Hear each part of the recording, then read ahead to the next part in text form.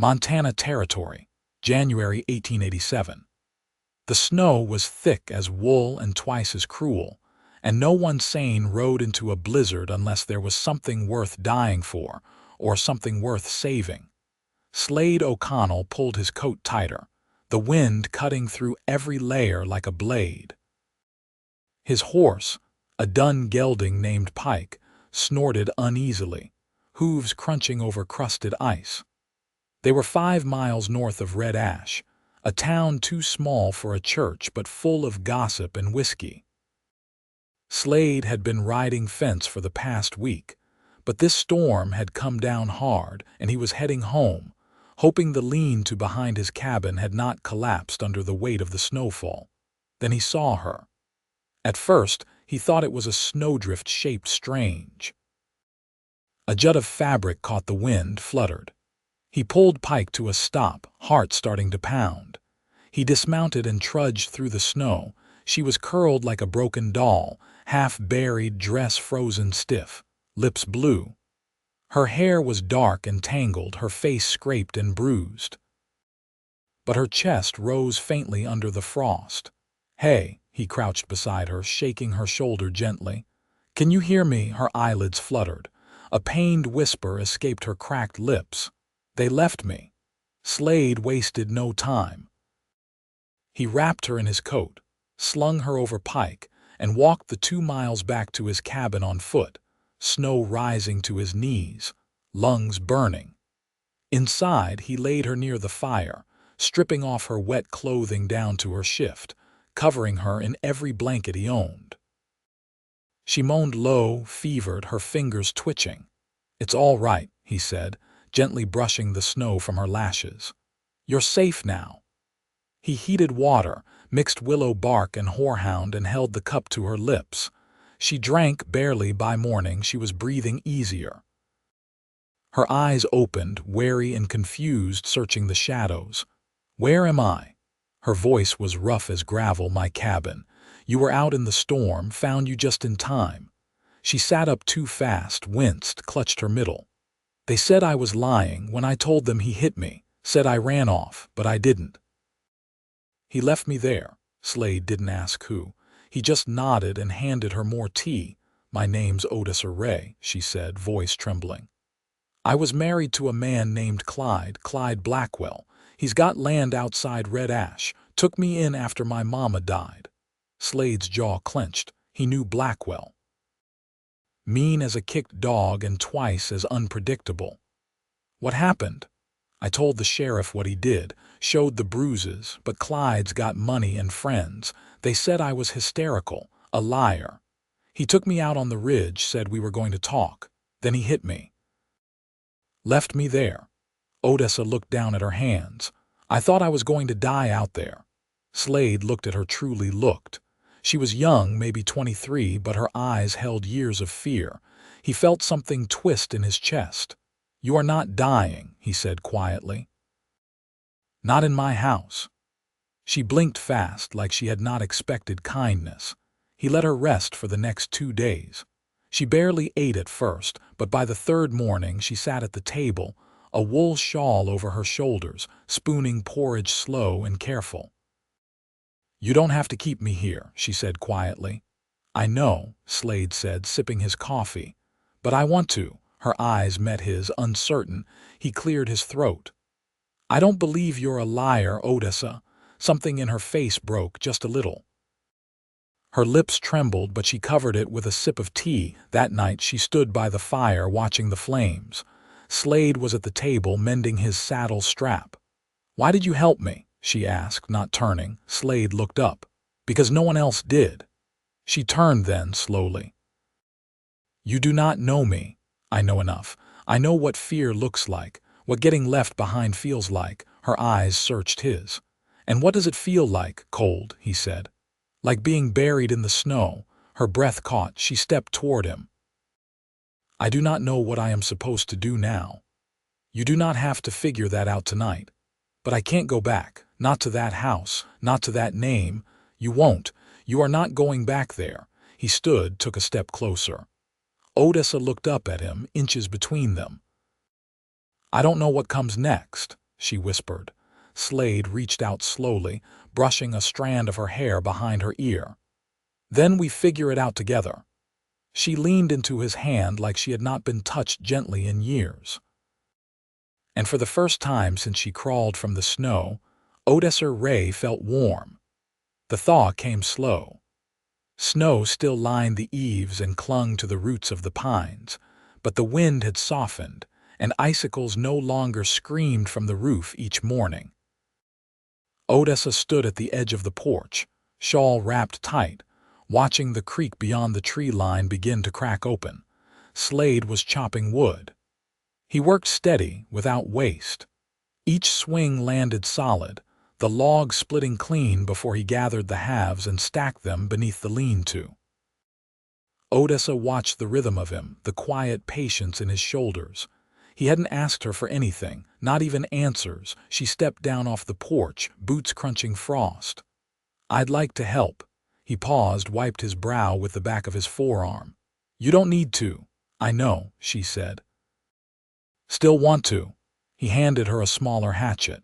"Take the lighter pieces. Birch'll split easy." She set to it, awkward at first, but found her way. They worked in silence until the sun crested past the ridge. Her hands were sore, but her breath came easy. They sat on the porch after, sharing bread and a hunk of dried venison. Odessa tucked her feet beneath her, the sky streaked with rose and gold. "My mother taught school," she said quietly. "Outside Bozeman, before she took sick. I helped her with the little ones, reading mostly." "Kept the books in order." Slade glanced over. "You're good with words." She used to say letters were the only way to hold a person's soul when they were gone. He nodded. "My sister used to say the same about drawings." She'd sketch wildflowers in the margins of the family Bible. Odessa looked at him. "You had a sister, Ellen, younger. She passed 3 winters back. Fever took her fast." Odessa folded her hands in her lap. "I'm sorry." He nodded once, eyes on the horizon. "Sometimes I still hear her humming." "When it's quiet like this." They sat a while like that, dusk settling around them, the fire inside casting gold through the windows. Later, as Odessa brushed out her hair by the hearth, she said, "Do you believe in starting again?" "After something breaks," Slade looked up from the saddlebag he was mending. "I think most things don't break clean, but if you've got time and care, you can shape what's left into something new. Might not look the same, but it'll hold." She held his gaze, the firelight flickering across her face. "I'm not sure what I'm shaping yet." "You don't have to be sure, just keep your hands on it." She smiled, tired but honest. "You speak like a man who's lost enough to know better." He set the leather aside, leaned forward, elbows on his knees. "I've learned not to expect peace. But I recognize it when it comes." Odessa looked down at her hands. "This place, it feels like a kind of peace." Slade didn't speak, but his eyes softened. Outside, the wind stirred the pines. Inside, the quiet held. Odessa stood and crossed to the window, watching the stars blink out behind thin clouds. She didn't know what would come in the spring. But tonight, the walls stood strong, the fire was warm, and someone believed her. That was enough. For now. The road into Red Ash was still mottled with ice where the trees shaded it from the sun, but Slade kept the wagon slow and steady. Odessa sat beside him, gloved hands folded in her lap, her gaze fixed on the horizon. She'd asked to come. "I need to face it," she'd said plainly that morning, tying her hair back with a strip of linen. "Not for them, for me." He hadn't offered comfort, just hitched the team and brought a rifle. Now, the town came into view. 3 streets, a crooked steeple that had never held a pastor, and the blacksmith's smoke rising like a warning. People moved like they always did on a late winter day, boots slapping mud, shoulders hunched but heads turned as they passed. Folks remembered who she was. Odessa kept her back straight. Slade tied the horses outside of Lacey's store. "Do what you need. I'll be here." She nodded once and stepped down. Inside, the scent of kerosene and coal soap thickened the air. Lacey looked up from behind the counter, her expression unreadable. "I need cloth," Odessa said, "and thread. If you've got any calico left." Lacey hesitated. "Heard you were gone." "I was." Lacey's eyes narrowed. "Clyde came through last week, said you ran off, that he was looking to bring you home." Odessa folded her arms. "I was left in a snowbank with a split lip and no coat. That doesn't sound like someone who ran." Lacey didn't speak, but her jaw shifted. "I'm not asking you to pick sides," Odessa said. "I'm asking for cloth." Lacey moved slowly, gathering bolts. "You still got his name?" "No." "I'll charge you by the yard then." Odessa nodded. She paid with the coins Slade had pressed into her hand, though she tried to refuse them. Something in Lacey's face softened as she wrapped the twine. Outside, Slade sat on the edge of the wagon bed, watching the sky with the quiet patience he carried like second skin. She climbed up beside him. "You get what you needed." Odessa looked down at the brown parcel in her lap. "Enough to make a dress that's mine." He flicked the reins without looking at her. "Then let's go home."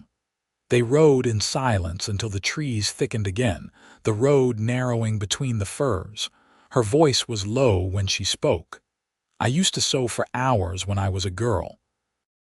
Mama always said you could stitch your thoughts into the seams." Slade glanced over, but she wasn't looking at him. "I think I stopped making anything for myself the day I married Clyde. Just started mending what he broke." The wind moved through the branches above, soft as breath. "I'm not afraid of being alone," she said. "I'm afraid of being invisible again, of speaking and no one hearing." "I hear you," Slade said, his voice rougher than he meant it to be. She looked at him then, her eyes not hard, not soft, just steady. "I know." When they reached the cabin, she went straight to the table, unwrapped the cloth, and laid her hands over it like it was sacred. Slade moved to the hearth, fed the fire, then sat with a whetstone and his knife. The room filled with the quiet scrape of metal. "Do you ever think about leaving Montana?" she asked, eyes still on the fabric. "Sometimes," he answered. "But I always come back to the same thing. Land's not what makes a place home. It's who you breathe beside when the day's done." Her hands stilled. "I don't know where I'll land yet," she said. "But I want it to be someplace where I don't have to keep looking over my shoulder." Slade looked up. "You won't have to hear." Odessa traced the edge of the calico. "Then maybe I'll sew curtains next." He smiled, quiet and full. That night, as the wind curled low beneath the eaves and the fire burned down to coals, Odessa stepped away from the table and crossed to where Slade sat near the window. Without a word, she reached for his hand. He took it, slow and sure. No promises were spoken. No questions asked. But the silence between them held something new, something stitched not from fear or pity, but from the steady, growing weight of trust. By the time the crocuses broke through the thawing edge of the pasture, Odessa had sewn curtains, pale blue ones that caught the morning light, and moved just slightly when the wind pressed through the chinks in the log walls. She'd also taken to keeping a pot of beans simmering most days, and though her stitches were still uneven in places, the dress she'd cut from the calico fit her well enough to wear into town without shame. She hadn't gone back since that first trip. Not until now. Slade hitched the mare to the cart while Odessa laced her boots. She didn't ask again whether he thought it was a good idea. She already knew he'd stand beside her whether it was or wasn't. "A letter came for me," she said, climbing up beside him. "From a woman named Cora Sykes. She used to work the kitchen at Blackwell's place." Slade set the brake and looked at her. "You trust her. She was kind when she could be. Said she quit after I was gone. Says she's seen things. Wants to talk."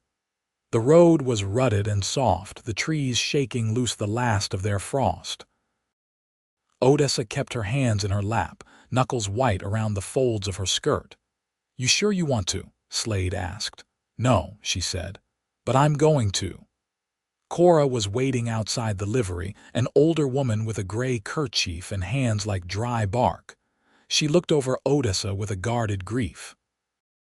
"Didn't think I'd see you again. I didn't think I'd be seen." Cora nodded toward the alley beside the stable.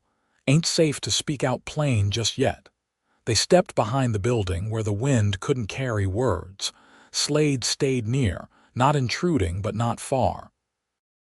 "I heard what happened," Cora said. "He came back saying you stole from him. Told folks you were unstable, but I saw the bruises. I saw what he did and I stayed quiet." "You don't need to, I do," Cora said, "because someone needs to know the truth. That man's got another girl living out there now, barely 16. I thought maybe if someone who'd lived through it came forward, maybe it'd mean something." Odessa felt her stomach twist. "You want me to speak for her?" "No, I want you to speak for yourself." "So she doesn't have to." Slade stepped closer then, not speaking, just close enough that his shadow met hers. "I'll think on it," Odessa said, "but I won't be quiet to feel safe ever again." Cora touched her arm, then slipped away down the alley. They rode home as the sun slipped into the pines. Odessa didn't speak for a long stretch, neither did Slade. But when they passed the ridge where he'd found her, she finally said, "I never thought I'd stand on my own feet again." "You're not just standing," he said. "You're walking forward." She nodded, then looked sideways at him. "You never told me what brought you here, to Montana." He adjusted the reins. "There was nothing left where I came from. Missouri burned, and I left with nothing but a saddle and a name no one cared about. Figured if I kept moving west, maybe I'd find a place that didn't look at me like I owed it something. Did you?" His jaw worked for a moment. "Not until you showed up." The wagon creaked on, the wheels finding their rhythm. Back at the cabin, Odessa stirred the fire while Slade brought in water. She'd begun leaving a book open by the window, one of the few her mother had passed down. The pages were thin and worn, but the words still held. That night, she laid her sewing aside and stood in front of him. "I want to stay," she said. "Not just in this house, but beside you." Slade looked up from the chair, his expression unreadable for a breath. Then he stood. He didn't reach for her right away. "Not because you owe me," he said. "No," she said, "because you listened when no one else did. Because you didn't ask me to be anything I wasn't ready to be." His hand found hers, calloused and warm. "Then stay." She stepped into his arms, and he held her like it meant something, like it always would. Outside, the first frog sang low from the creek bed, and the last of the snow melted into the earth that would soon grow wild with color. The spring sun lingered longer now, stretching golden light across the grass that had begun to green in patches. Slade had turned the soil behind the cabin with a hand plow, and Odessa knelt beside the furrows, pressing onion bulbs into the damp earth. Her palms were dark with loam, but she didn't mind. She'd asked to plant them herself. Slade watched from the fence line where he was setting a new post.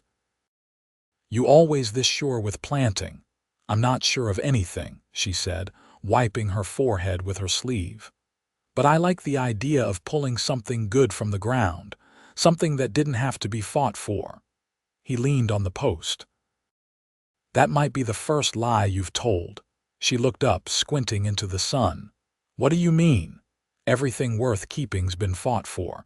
You just do it quiet with your hands instead of your fists." Odessa sat back on her heels, looking at the rows they'd made. "Then I hope it grows stubborn." That evening, she brought a basin outside and sat on the porch steps to wash the dirt from her arms. The sky was streaked with the last of the light, and birds flitted low through the brush. Slade came up behind her, carrying a tin he'd unearthed from the storage chest, a small jar of oil, saved from the last trade with a trapper up north. "This is for your hands," he said, crouching beside her. "You've been tearing them up something awful." She held them out wordlessly, and he rubbed the oil into her palms, careful of the calluses and small cracks along her knuckles. "I used to think softness meant weakness," she said finally. "That the harder I became, the less it would hurt." Slade didn't look up. "How'd that work out?" "It just made me forget what it felt like to be touched without fear." He finished gently and set the tin aside. "Then let's not forget again." Odessa leaned her head against his shoulder. "I don't want to." 2 weeks passed, and the garden took hold. Slade built a small pen and brought home a pair of hens from a widow west of the creek. Odessa began mending the seams of the old ticking mattress, humming under her breath without noticing. The humming surprised her most of all. One morning, as the mist was lifting from the ridge, Slade returned from checking the line traps with a folded slip of paper in his coat.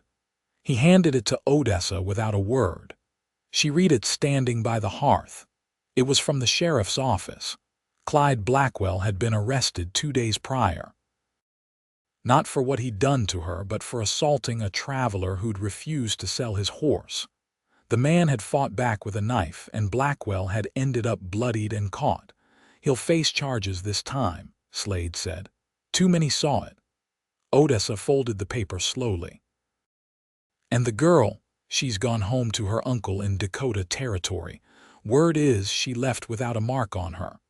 Odessa nodded once, then placed the letter in the fire. "I thought I'd want more," she said after a moment. "Some kind of justice wrapped neat, but I don't. I just want it to be over." Slade reached for her hand. "It is." That night she pulled the old quilt over them both and pressed her cheek to his chest. "Do you ever think we were meant to meet?" "I don't think people are meant," he said. "I think they choose. You chose to live. I chose to stop living alone." They lay quiet for a while, the fire popping low in the grate. "Will you marry me, Odessa?" he asked softly. "Not because you need to, but because I want to make a life with you." She looked up, eyes steady. "Yes." They married under the pines 3 weeks later, with no preacher, just Cora standing witness and the creek running strong behind them. Odessa wore the blue dress she'd sewn, and Slade had shaved for the first time in months. He stammered over his words once, and she laughed, the sound full and unguarded. They built the rest slow. Odessa took to writing letters for neighbors who couldn't write their own, and Slade began carving again handles, fence rails, even a rocking chair for the porch. They planted beans and potatoes, and in the fall, Odessa pressed the last of the summer herbs between pages of her mother's book. Years passed with the quiet kind of joy that doesn't need naming. The kind built in shared mornings, and the way Slade always left her the last biscuit without saying a word. The kind found in the pause before sleep, when Odessa would reach for his hand beneath the quilt, and he'd already be reaching for hers. Their son was born in the second year of the new century, on a warm June night with the windows open to the sound of crickets. They named him Elijah. He had his mother's dark eyes and his father's quiet. And when Odessa sat on the porch in the evenings, her son in her arms and her husband's boots thudding up the path, she knew she had not just survived. She had grown something better from the broken earth, something that held.